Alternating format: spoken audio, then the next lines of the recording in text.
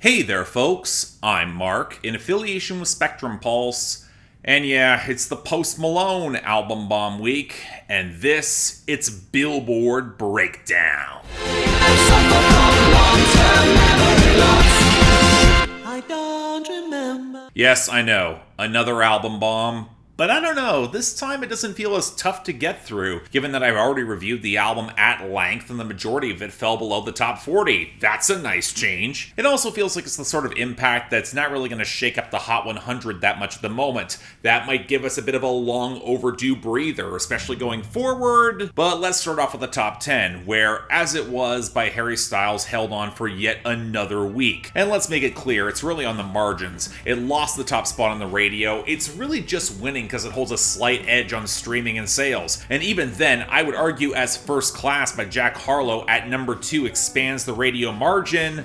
The gap's not going to be enough. Then there's Wait For You by Future featuring Thames and Drake at number 3, where it has a slight edge on streaming, finally getting some radio traction, but it might be too little too late in this case. And I say that because the most shocking gain for me this week came with Running Up That Hill by Kate Bush, rising to number 4 thanks to dominance on both streaming and sales. Now, it has been resurfaced to radio, and I would caution anyone thinking that this could become a proper year-end list-making hit, but it's frankly doing way better than I ever expected. I would not exactly complain if it actually did stick around throughout 2022. Just saying. What it did do was knock back About Damn Time by Lizzo to number 5. Her sales and radio run's terrific, even if streaming is revealingly soft, as well as Heat Waves by Glass Animals down to number 6, which is falling off anyway, and Big Energy by Lotto, Mariah Carey, and DJ Khaled down to number 7 as its radio is starting to implode. Then there's Mi Porto Bonito by Bad Bunny and Chencho Corleone at number 8. It lost a position, still doesn't have any radio,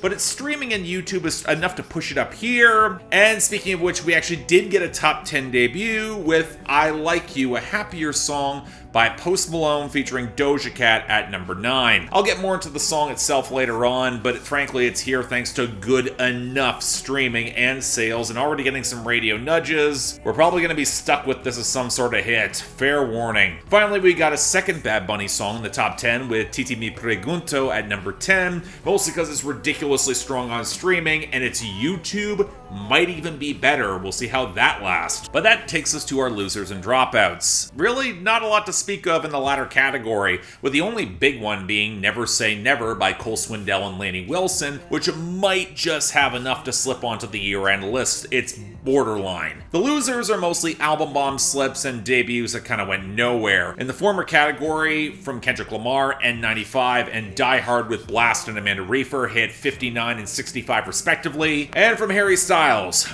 Music for a Sushi Restaurant at 58, Matilda at 71, Daylight at 73, Lil Freak at 90, Grape Juice at 91, and Satellite at 94. Then we had the losses off the debuts. True Love by Kanye West and XXXTentacion crashed to 69, Die Young by Sleepy Hollow and 347 Aiden at 77, and Potion by Calvin Harris, Dua Lipa, and Young Thug fell to 87. I thought they would have more. The other losers are kind of scattered. You Proof by Morgan Wallen slipped down to 31. Not far enough. Keep Going. She's All I Wanna Be by Tate McRae lost all her gains to 61. And Neverita by Bad Bunny dropped down to 96. I mean, he's got so many songs that are stable on the Hot 100 right now, he probably does not care about losing one. Now for the gains and returns, like most album bombs, there's not much. Yeah, Plan B by Megan Thee Stallion came back to 95 because someone shipped it to radio, but Post Malone's album bomb did lay some impact, with One Right Now by The Weeknd returning to 34, and in her gains, Cooped Up with Roddy Ricch jumped up to 12. But outside of that,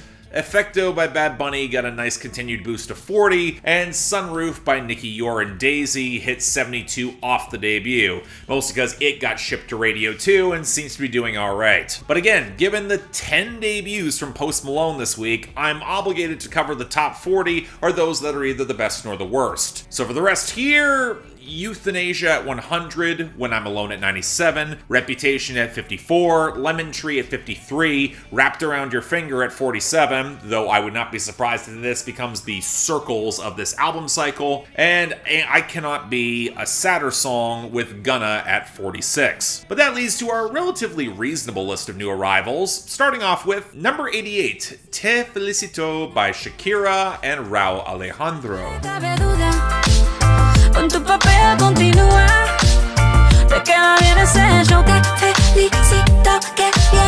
I mean, I guess I shouldn't be surprised that we're getting a new Shakira album. Her last project was back in 2017, but she could easily afford to sit out the pandemic and come back with a big single. And Rauw Alejandro is actually a pretty interesting choice for the collaboration. And the song actually turned out a little more interesting than I expected. Yeah, there's the passage that defaults to the stock compressed reggaeton percussion on the verses, but there is a swaggering, fizzy Latin trap to some of the production elsewhere that gives the song a different sort of groove and bounces well off the looped and processed guitars and the more sinuous bass line. I'm also not sure why Rauw Alejandro's vocal pickup sounds like it was recorded in a different studio, but hey, he was gonna get blown off the stage by Shakira anyway. And that's kind of odd, because when you dig into the lyrics and their translation, the song is trying to play as a breakup narrative where Shakira is clearly taking it a lot harder as they call out how fake and superficial the other one is. It does leave the song with a weirdly sour energy. Would not be my choice for a lead-off single, but hey, in comparison with a lot of reggaeton, it actually does stick out for me.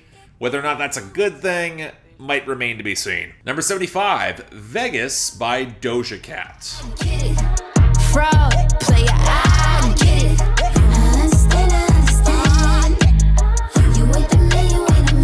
Okay, it bothers me a little bit that they're trying to push more Doja Cat singles, even if they're just soundtrack hits. She's got multiple songs in the middle of chart runs. She's the sort of pop star who could run the risk of overexposure if her team's not careful. That being said, this is the song that's tied to that Elvis movie, and everything about that film is setting up to be a disaster from everything I've heard. But frankly, this track is more intriguing than I expected. For one, it sampled Big Mama Thornton's original Hound Dog from 1952, 4 years before Elvis himself would cover it. And that gives this sort of pop trap song a different and weirdly subversive energy, especially off the horns and the guitars, even before Doja Cat's more on her post-breakup bad bitch flexing. She plays dismissive bitterness surprisingly well, and the fact that she intends for this to not stay in Vegas adds a bit more of a contemporary sheen. Now, I don't know why they wouldn't let her swear. Every version of this song I've seen is clean. It just kind of leaves the song feeling a bit incomplete.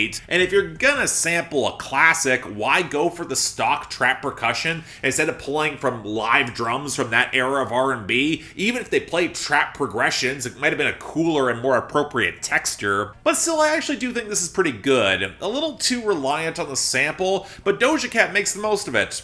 Cool little throwaway. I recommend it. Number 70, Love Hate Letter to Alcohol by Post Malone featuring Fleet Foxes. Letter out to alcohol. You're the reason why I got my ass kicked. Okay, you know, I think this is one of the best songs on the album, but the more I've heard it, the more I'm left with the feeling that it should be a little better. Yes, it's the first time Fleet Foxes have actually charted on the Hot 100, but they're effectively glorified backing vocals to Post Malone talking about getting his ass whooped in a bar fight. You couldn't have actually let Robin Pecknold do a little bit more? Now, don't get me wrong, the vocal harmonies he does provide are really solid, and this is one of the few tracks on the album that can build that smoked out, quaking immensity that characterized a few of the better songs on Hollywood's Bleeding, especially with the strings and the thunderous drums. But it's also where you can tell that a more robust production could have made this feel even more cinematic, instead of blowing out every single edge in the mix. It might be the closest to the best songs from that last album, and it is still pretty damn good, but it's not matching the best. That's kind of a shame, even if it's still a good song. Number 62, Insane by Post Malone.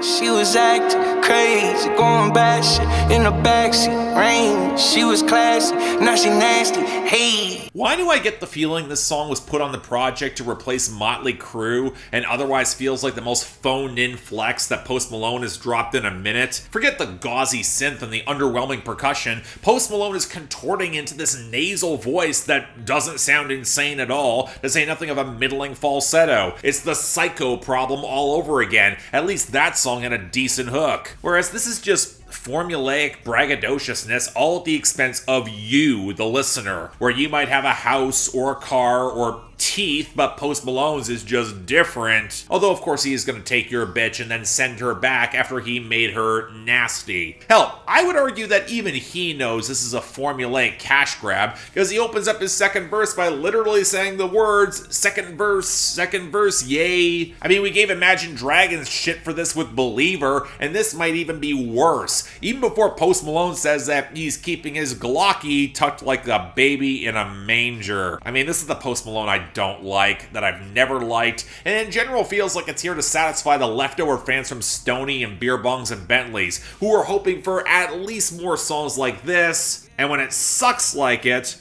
I'm not even sure they're gonna stick around. Number 56, Wasting Angels by Post Malone featuring the Kid LAROI. This is like when I was sane before the fame.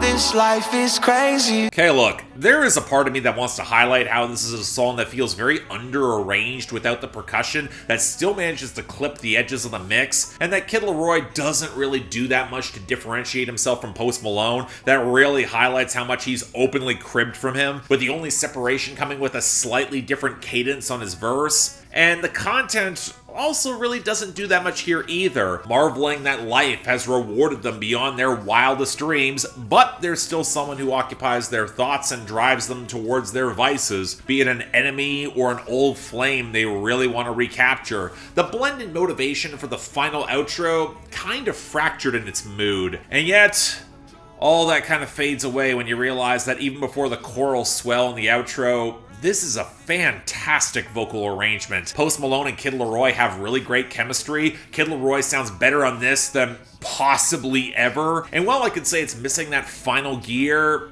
it's really damn close to great. I gotta give credit where it's due. Number 39, Distraction by Polo G. Shit too far, now they regretting what happened. Hard for my mama to accept, I'm a savage. You play, I'm letting you have it. Okay, is Polo G really putting out another album? He can't push more singles off of Hall of Fame, given how there were multiple cuts from the album bomb that could have played longer term? More importantly, as much as I love Rap Star, I am concerned that Polo G might hit diminishing returns if he doubles down on that formula for his sound, because there's a lot of the same DNA here with the plucky instrumental behind the trap percussion, and how Polo G will bend across melodic crooning and harder rapping. But it's not hitting in the same way, and it's not just one thing that contributes as to why. The chipmunk vocals interweaving with the air horns, the hook that's just not as sticky, and the content really doesn't hit the same for me. It's a lot more defensive, angrier that his last album didn't seem to have the cultural sticking power he thought it should, where despite his success, it's not really pulling him away from the street level violence or his own addictions. And yeah, Rap Star hit a lot of similar emotions, but it felt more controlled and balanced. The vulnerability let a more complex emotional situation slide to light, whereas this just kind of feels frustrated more than anything, and it leaves a really sour note. Don't get me wrong, this is not bad, but there are more elements that take away from it than really add for me. Kind of a shame. Really hope he doesn't double down. Again, there's more singles he could have released. And finally, number 9, I Like You, a Happier Song by Post Malone featuring Doja Cat. I do. I hit you in a lane, can you fit me in your plan? Whenever I hear this, I hear an algorithm assembling a hit. Or maybe just executive favors called in because Post Malone's new project's underperforming and they need something guaranteed to ship to pop radio playlists. And as such, it feels soulless on a level I would not expect from either artist. A major problem for two that rely on so much vocal personality. The empty synth gloss over that hideous beeping blended into the rickety trap groove. The content is just bargain barrel brand name flexing for a pretty shallow love song. And it's one I can't even buy into because Post Malone is saying he's gonna pull this girl like a hammy from their boyfriend, and Doja Cat sounds so checked out that we got the line, now he got me on a leash cause he said no strings. And you know what, even if she's cool with the kink in the scene, it's not sold well enough to make it sound good, make me want to care. Peppered in within a borderline obnoxiously chipper tone that doesn't match the album and has no intensity. Yeah, this sucks. a lot. And it kind of grew on me how much it really did, because it's the worst of the week. Dishonourable mention is going to insane because ultimately disappointment outweighs just plain lousiness. But you know what? Post Malone is going to get the best of the week too, with Wasting Angels featuring the kid LAROI. And if you told me I would do this as of the past couple of years, I probably would have called you crazy. Though I probably should have learned by now. Love-Hate Letter to Alcohol with Fleet Foxes is getting the honorable mention, but that obviously would make more sense. Next week, the fallout from all this, so stay tuned for that. But until then, I'm Mark, you're watching Billboard Breakdown, affiliated with Spectrum Pulse, and I'll see you next time.